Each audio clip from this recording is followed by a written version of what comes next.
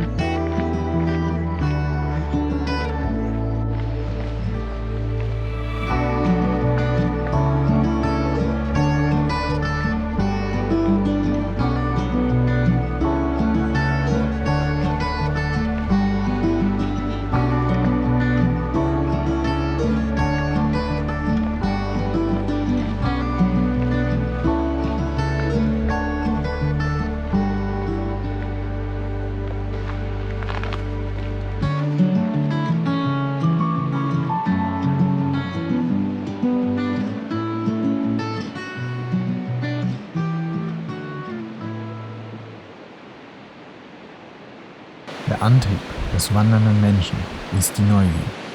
Und meine Neugier galt ganz dem Rheintal. Mit ca. 21 Kilometern ist es der längste, aber auch technisch der einfachste Weg zur Zugspitze.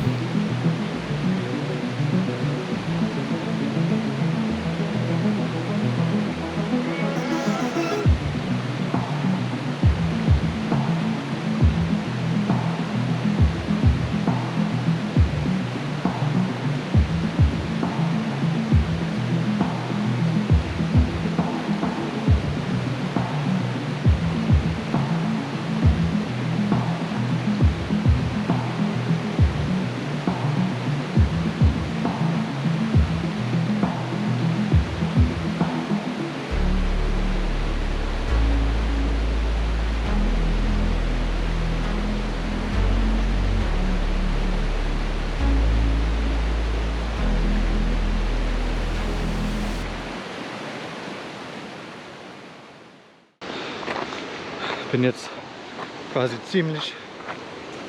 jetzt bin ich mitten im Tag quasi.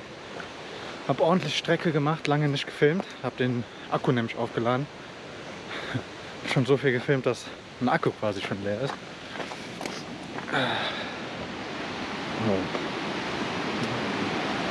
Leute, das ist so Hammer hier. Also man kann hier eigentlich stundenlang filmen. Man kann hier immer weiter stehen bleiben. Überall Fotos machen, filmen. Das ist unglaublich. Also schon allein der Rheintal lohnt sich zu laufen. Auch wenn man jetzt nicht die Zugspitze hochgehen möchte. Aber der Rheintal ist... Ey, guckt euch das an. Und in echt, wie gesagt, das ist noch mal viel krasser. Ich habe mir gerade eben auch schon eine Wasserflasche aufgefüllt mit dem Wasser hier. Wie gesagt, ich bin mir ziemlich sicher, dass man bedenkenlos das Wasser hier trinken kann. Eiskalt, frisch aus der Quelle. Ich glaube, jetzt kommt die Sonne auch raus. Was Geileres gibt's doch nicht, Leute. Frisches Quellwasser. Oh, mitten im Tal hier. Das ist so Hammer.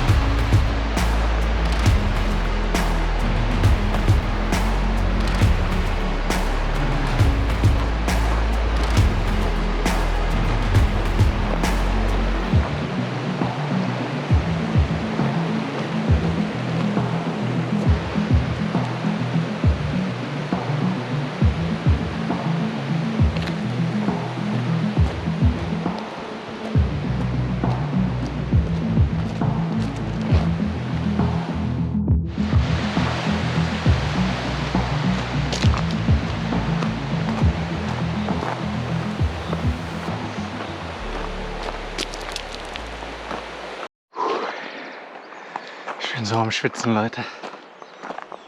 Unglaublich.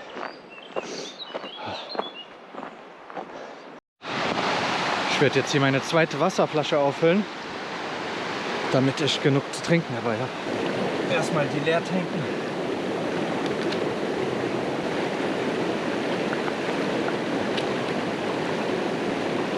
Eiskalt das Wasser. Jetzt meine erste kleine Pause. Der Aussicht. Und die Hose hier, die werde ich mir gleich, die kann man hier kürzen, dann ist das eine kurze Hose. Das ist nämlich, wird langsam ziemlich warm. So, jetzt erstmal stärken.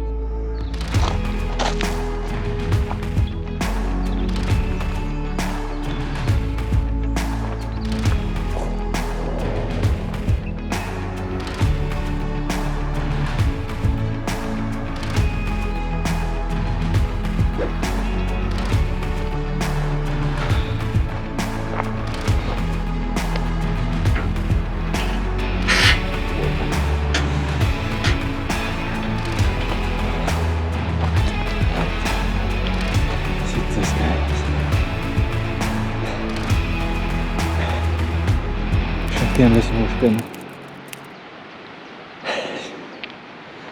Ich bin nämlich komplett am Arsch. Ich bin so am Schwitzen.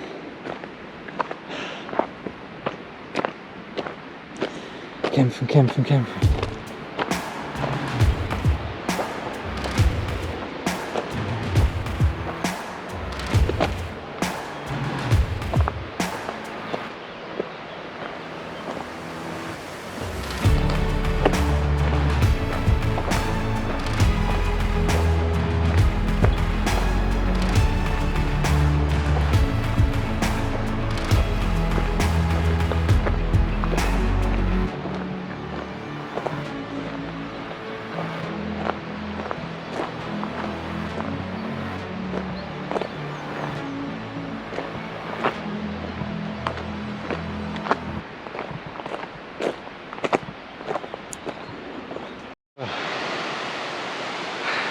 Hier kann man auch gleich nochmal schön seine Wasserflasche auffüllen.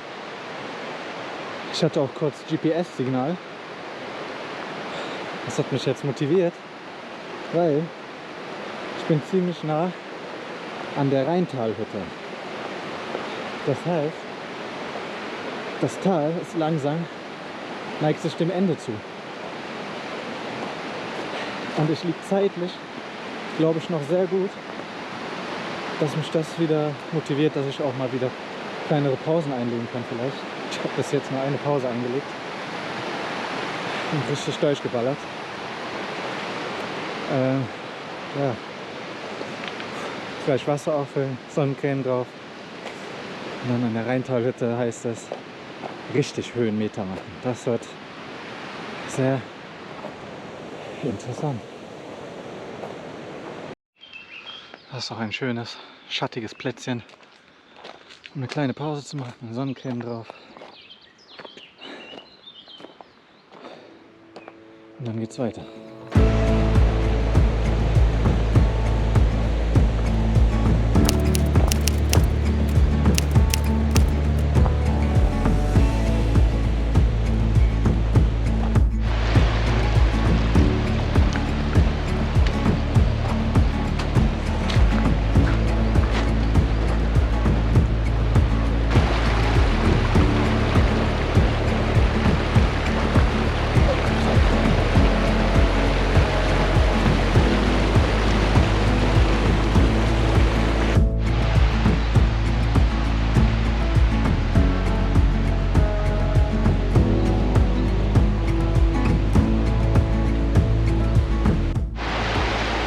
So, ein letztes Mal Wasser auffüllen.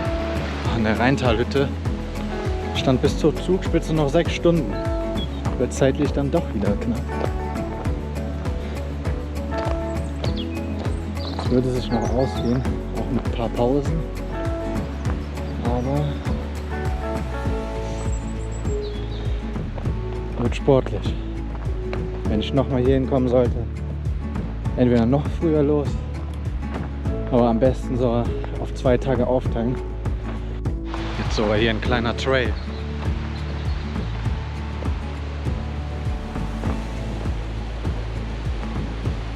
Okay.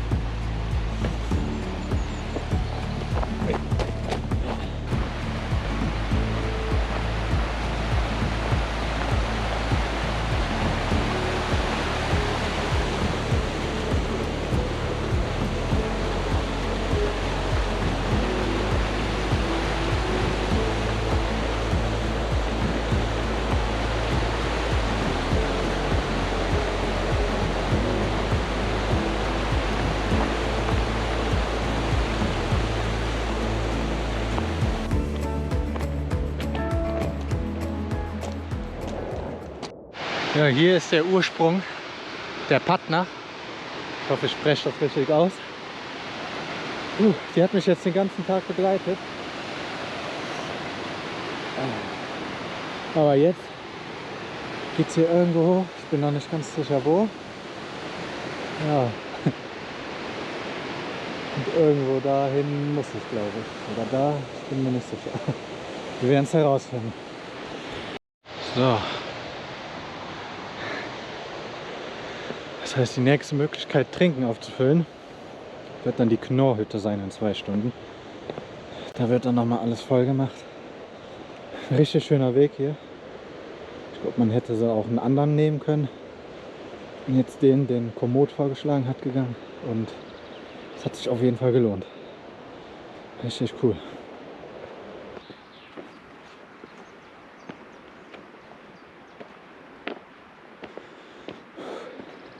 Das Interessante ist auch, ich bin mir gar nicht sicher, wie viel ich getrunken habe, aber ich habe eine ganze Menge getrunken und war nicht einmal auf Toilette.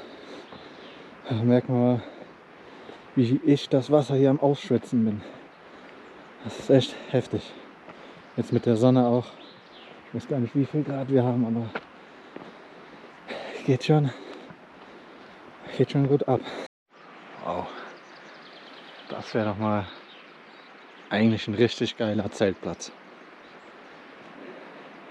So langsam merkt man auch, dass die Vegetation immer mehr abnimmt.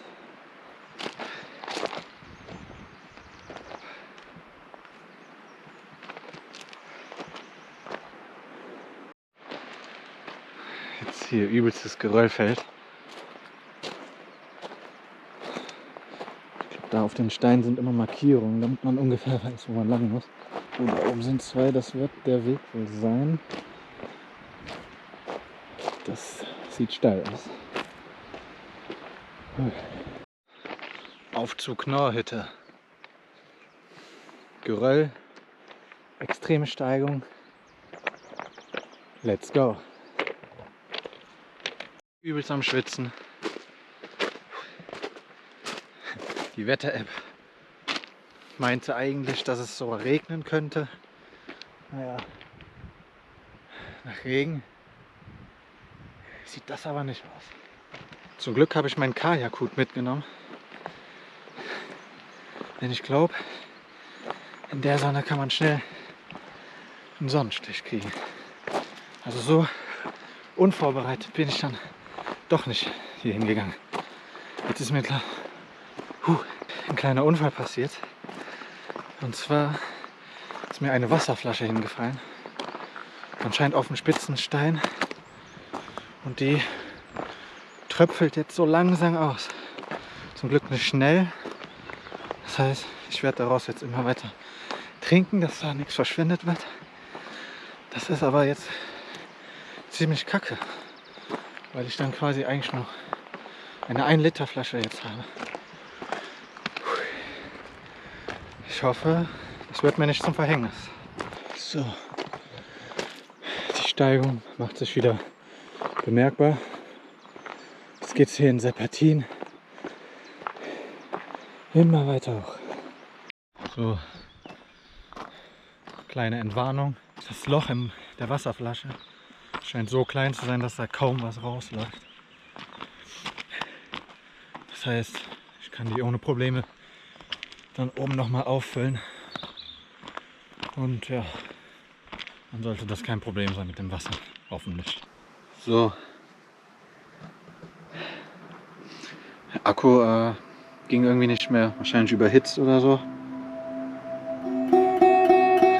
Aber das Stück jetzt gerade ist noch nicht zu Ende. Das war heftig.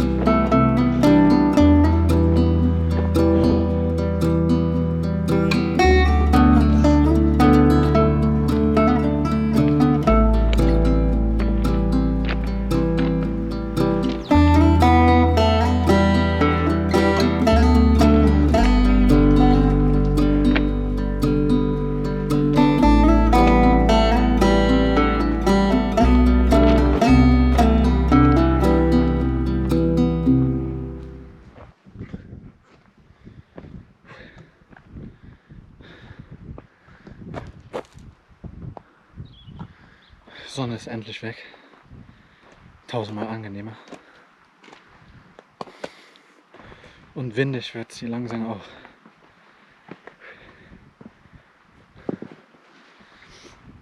Auch angenehm. Also ich bin wirklich am Ende. Jetzt langsam geht es wieder. Ich habe jetzt eine lange Strecke nicht gefilmt, weil die GoPro, glaube ich, überhitzt war. Ich auch. Und ja.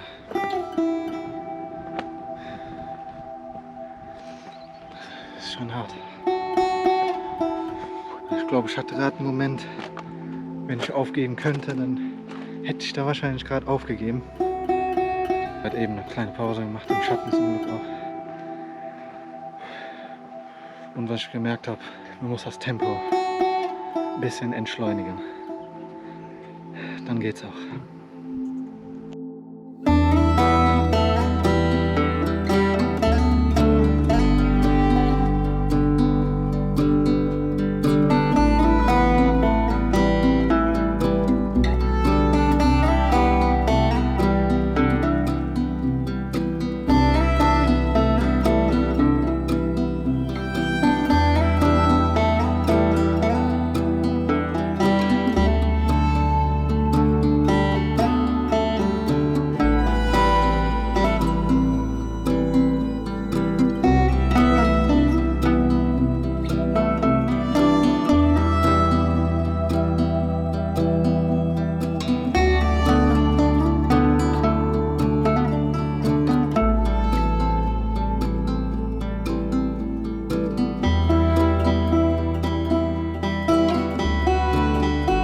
habe die GoPro jetzt mal so. Ich weiß nicht, ob die Aufnahmen gut werden.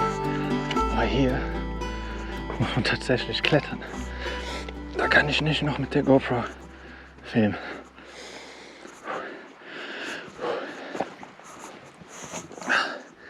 Hier mache ich auch jeden Schritt wirklich. Oh, das ist nicht gut. Hier mache ich jeden Schritt gut überlegt. Hier muss man sich echt konzentrieren. Deshalb mache ich, glaube ich, die GoPro lieber aus.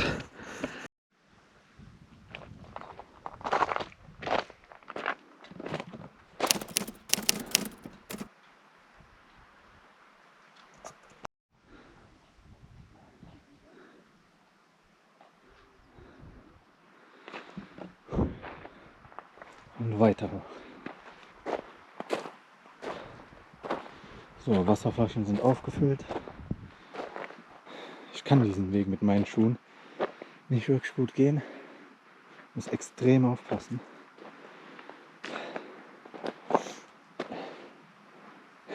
Das heißt Abfahrt nach unten. Oh. Und ich glaube, Schnee sehe ich auf jeden Fall.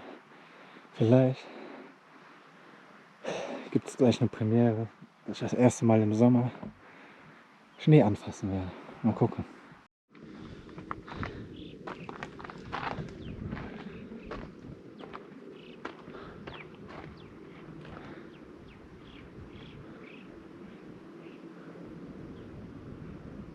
Zugspitze 3 Stunden steht hier.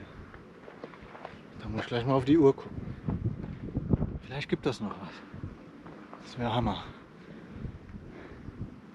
Das Problem ist, die Sonne ist wieder da. Trinken ist zwar aufgefüllt, 3 Stunden.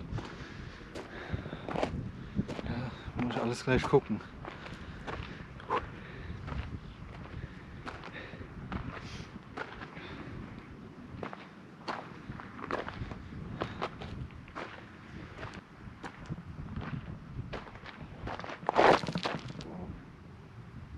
Aufpassen.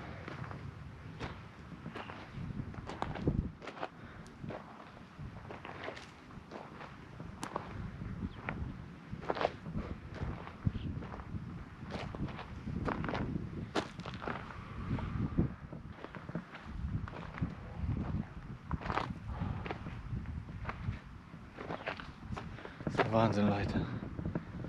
Das ist der Wahnsinn. Unglaublich. Also das Höchste, was ich gemacht habe an einem Tag, das waren so ca. 700 Höhenmeter. Und aktuell bin ich über 2000. Auf einmal fängt hier der Wind extrem an zu wehen. Und ich bin schon sehr nah am Schnee. Immer weiter, immer weiter. Der Wind tut aber gut jetzt. Gerade noch eine Handvoll Nüsse gegessen. Ich hatte sowas schon gewundert, dass ich die ganze Zeit keinen Hunger habe, aber jetzt auf einmal habe ich eine richtige Hungerattacke bekommen. Und da ist mir was Interessantes aufgefallen. Und zwar, ich denke mal, das hat auch mit der Luft hier zu tun, hat sich das richtig aufgepustet hier. Interessant. Auch jetzt alle Riegel mir in die Tasche hier gepackt, damit ich immer was zum Snacken habe. Und dann werden die letzten Reserven aufgefüllt. So, gestärkt. Nun kann der Weg weitergehen. Ich bin mal gespannt, ob ich noch Schnee aus nächster Nähe sehe.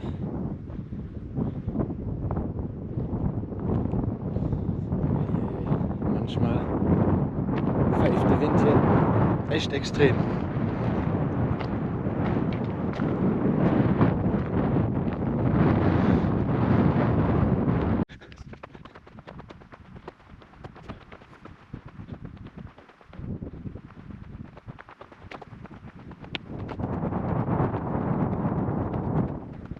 Leute, da ist es. Sensation.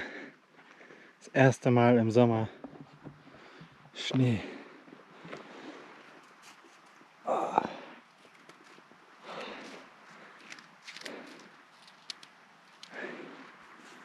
Puh, das ist gut als Abkühlung.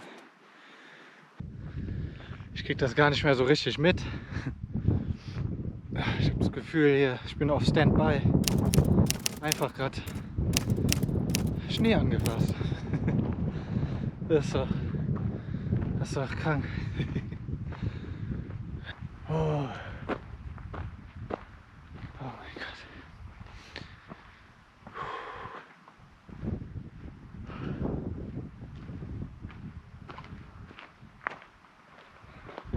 Könnte man jetzt so dem Schnee hochlaufen. Aber das lasse ich mal lieber sein mit meinen Schuhen.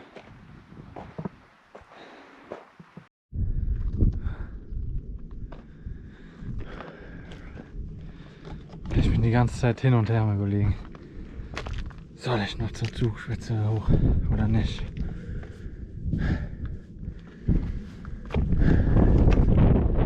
Das ist verdammt anstrengend. Man ist nicht mehr so ganz bei der Sache.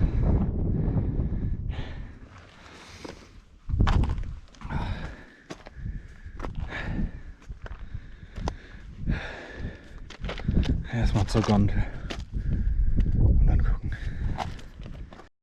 Andererseits kann man jetzt schon das Ziel sehen. Weiß ich nicht, ob man das auch auf der GoPro sehen kann. Aber da oben ist die, wenn ich mich nicht verirre, wenn ich mich nicht verwechsle. Scheiße.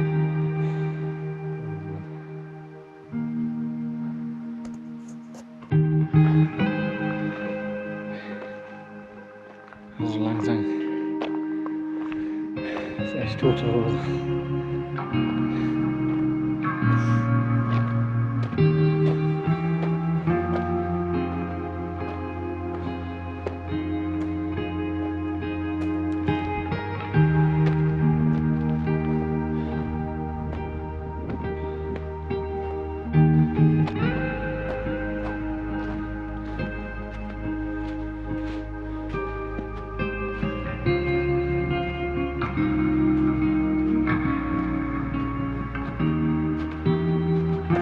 Wird eben übrigens doch nicht das Ziel, sondern die Wetterstation.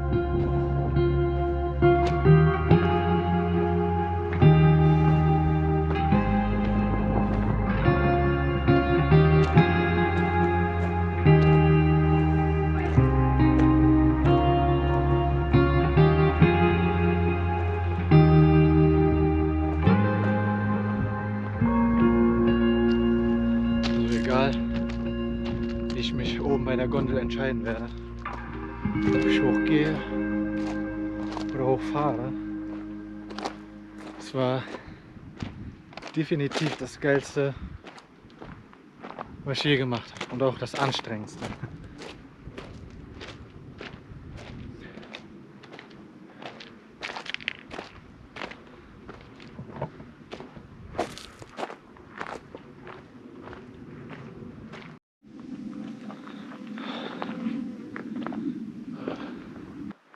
Was ich interessant finde, mir schwirren die ganze Zeit Bienen um mich herum, auf der Höhe.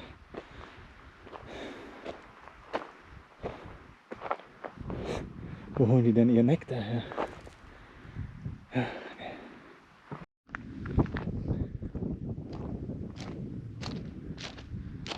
Ich werde auf jeden Fall Gondel nehmen. Mein Körper sagt absolut Feierabend.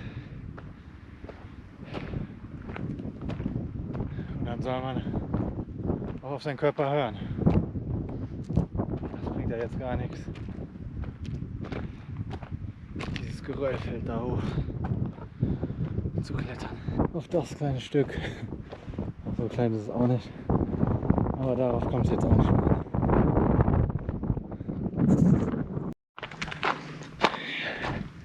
Jetzt hier einen kleinen Eisberg hochwandern. Auch interessant. Zum Glück sind die schon fette Fußabdrücke, so dass ich das auch mit meinen Schuhen hinkriege.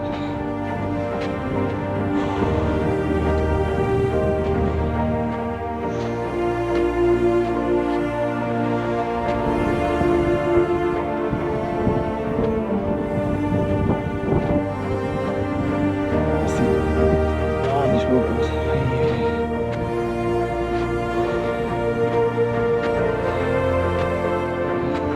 Klappt, es klappt.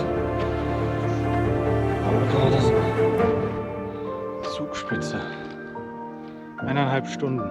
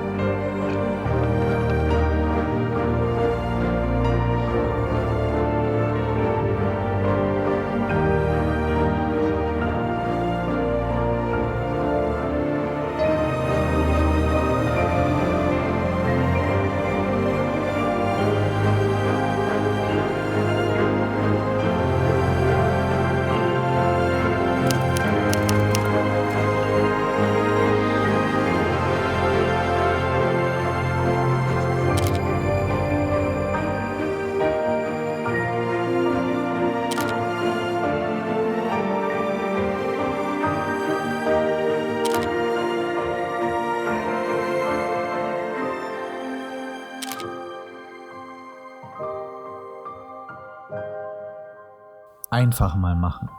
Das war das Motto dieser Tour. Keine alpine Erfahrung, keine geeigneten Wanderschuhe. Und trotzdem wollte ich unbedingt ein unvergessliches Abenteuer erleben. Also machte ich mich auf. Und als ich angekommen bin und zum ersten Mal die Zugspitze sah, war dies ein unbeschreibliches Gefühl. Doch ich stellte mir die Frage, ob das die richtige Entscheidung war, es einfach mal zu machen. Und ja, das war's.